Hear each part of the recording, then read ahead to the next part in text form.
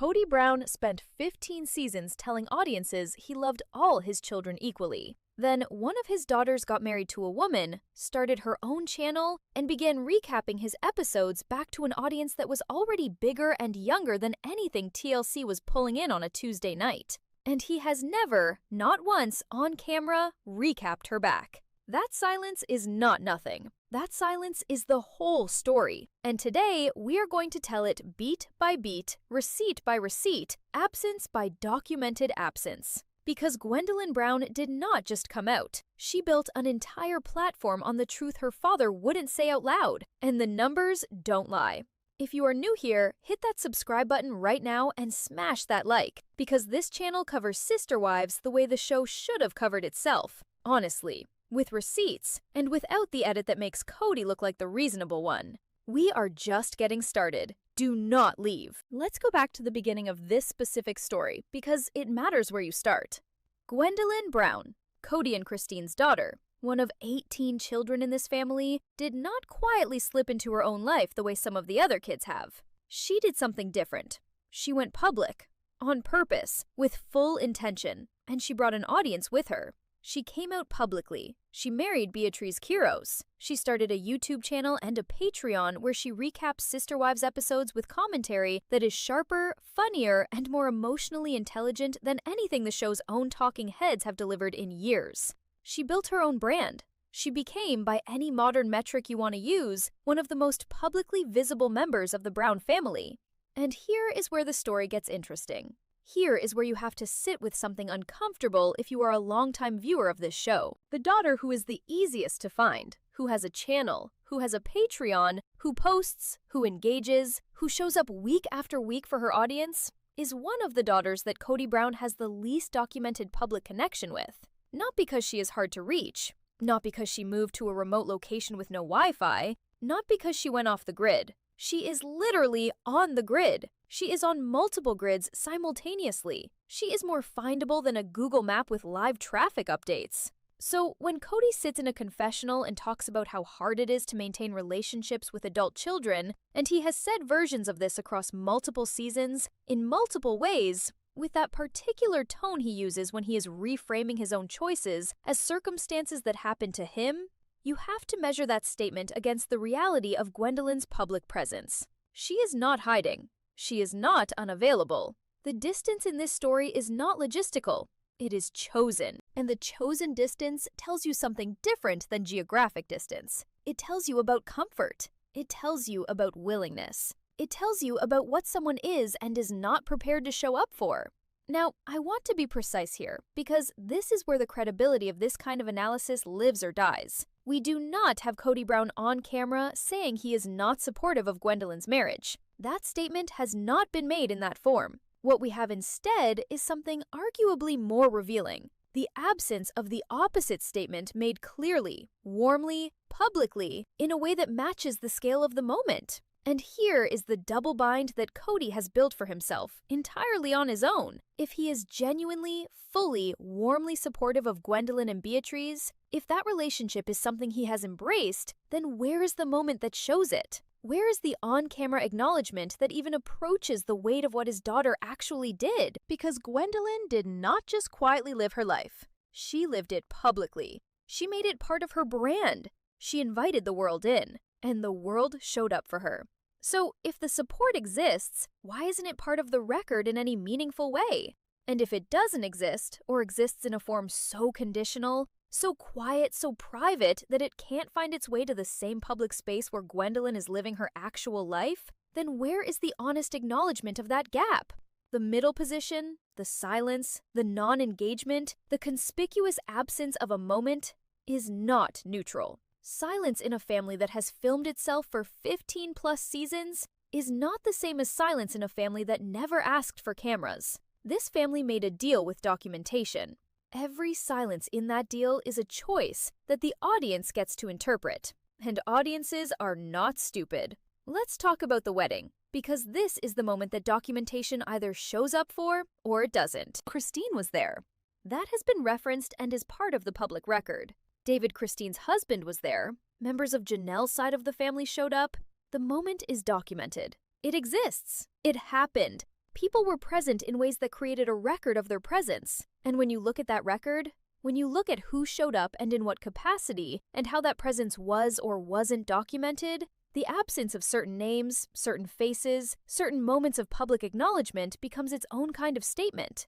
I am not going to editorialize beyond what is on the public record here, because I do not need to. The record does the work. You can look at a wedding photograph and understand the geometry of a family without anyone explaining it to you. You can see who is in the frame. You understand what it means when someone is not. Here is what I think is actually happening, and I want to flag this clearly as my read, my interpretation, a theory beat, not a documented fact. But I think it is a read that holds up when you look at Cody's pattern across multiple relationships with his adult children. Cody's default mode with children who have moved out of his immediate orbit, physically or emotionally, seems to be to wait for them to come back. To wait for them to re-enter on terms that are recognizable to him, comfortable for him, framed in a way that doesn't require him to move significantly toward them.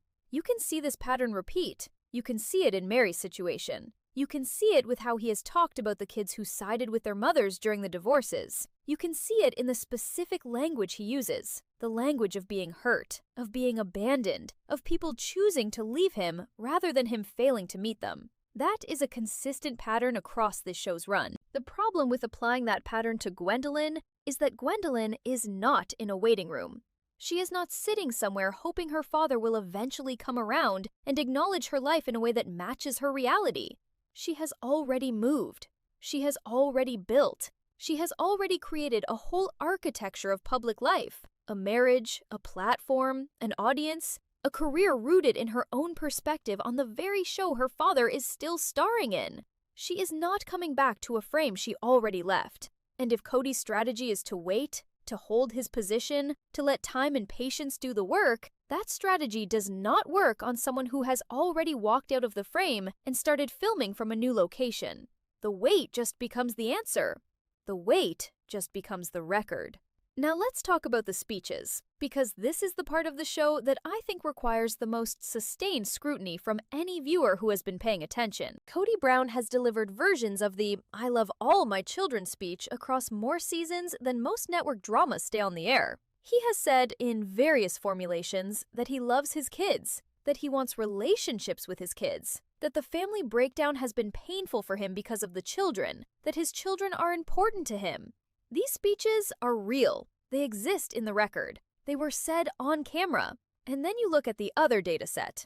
Not the speech dataset, the evidence dataset, the documented moments, the who showed up where record, the which milestones got public acknowledgement list, the whose wedding was attended, whose coming out was celebrated visibly, whose new life was met with the same energy as the speech that preceded it evidence. And those two datasets, the speech dataset and the evidence dataset, are not the same dataset. They are not even close to the same dataset. And when two datasets diverge significantly, you have to ask which one is telling you the truth. Speeches are constructed. Speeches are edited. Speeches go through a production process before they reach your screen. But who showed up at a wedding that is binary? You either showed up or you did not. That fact does not go through an edit bay. Let's zoom out for a second and think about what this story means for the show itself. Because this is not just a personal family drama, it is also a brand story, a business story, a story about who reality television is actually for in 2024 and 2025. SisterWives built its audience on a particular viewer, someone interested in the polygamy lifestyle, interested in family dynamics, interested in the interpersonal drama of multiple wives and a shared husband. That audience is real. That audience has been loyal. That audience kept this show running for a remarkable amount of time. But audiences age, and the replacement audience, the viewers who are going to be watching reality content in 5 years, 10 years, the people who currently discover things through TikTok and YouTube shorts and recap channels, it is younger.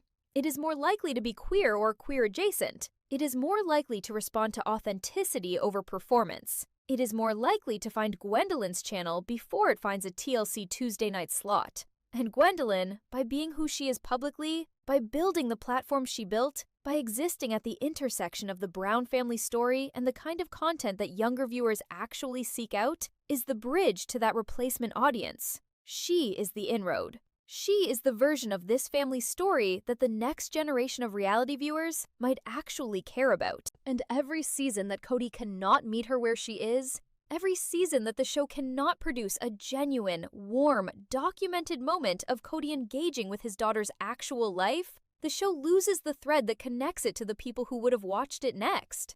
This is not just a family failing. It is a programming failure. It is an opportunity that gets smaller every year it goes unmade. Gwendlyn is not waiting for the show to catch up to her. She is making better content about the show than the show is currently making about itself. That is a remarkable situation. That is the kind of situation where you have to ask who the real storyteller in this family is at this point.